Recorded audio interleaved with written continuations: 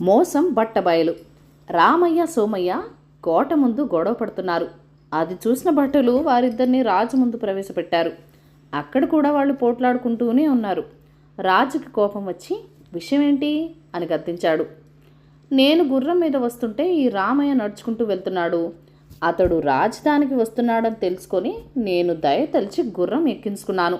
తీరా ఇక్కడ దిగాక గుర్రం తనదేనని అంటున్నాడు అని సోమయ్య విచారించాడు. మహారాజా, ఆ గుర్రం నాది. నేనే దారిలో కనిపించిన సోమయ్యను ఎక్కించుకున్నాను. తీరా ఇప్పుడు గుర్రం తనదంటూ నేను మోసం చేశానని నిందలు వేస్తున్నాడు అని చెప్పాడు రామయ్య. వెంటనే మంత్రిని పిలిపించిన రాజు సమస్యను పరిష్కరించమన్నాడు. రేపు మధ్యాహ్నం వచ్చి మీ గుర్రాన్ని తీసుకెళ్ళమని చెప్పి మంత్రి వారిని పంపించేశాడు. మర్నాడు వచ్చిన వారితో మంత్రి, మీ గుర్రం అశ్వశాలలో ఉంది, వెళ్ళి తెచ్చుకోండి అన్నాడు. ఇద్దరు భటులు తోడు రాగా మొదట సోమయ్య అశ్వశాలకు వెళ్ళాడు. అక్కడ 1000 గుర్రాలకు పైగా ఉన్నాయి. తనది అని అంటున్న గుర్రం ఏదో తెలియక ఏడుపు మొహంతో తిరిగి వచ్చాడు. తర్వాత అశ్వశాలకు వెళ్ళిన రామయ్య రాణి రాణి అని పిలిచాడు. యజమాని గొంతు వినగానే గుర్రం పరిగెత్తుకుని వచ్చింది.